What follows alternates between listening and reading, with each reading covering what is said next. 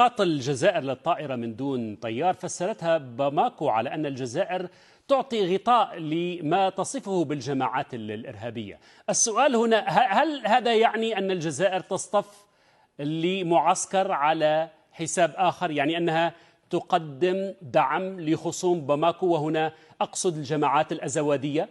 ربما السؤال بإمكاني الأستاذ سامي أن أطرحه بصيغة ربما عكسية، فيما يخص أن الجزائر التي عاشت على مدار سنوات منذ تقريبا، إذا ما تحدثنا عن الأزمة وعدم الاستقرار وحالة الحرب الأهلية التي تعيشها مالي منذ عام 2012، بالإضافة إلى مجموعة الانقلابات العسكرية التي عاشتها هذه الدولة في قلب الساحل الإفريقي، ينم على أن الوساطات ومحاولات الجزائر في رأب الصدع في أن يكون هناك حوار.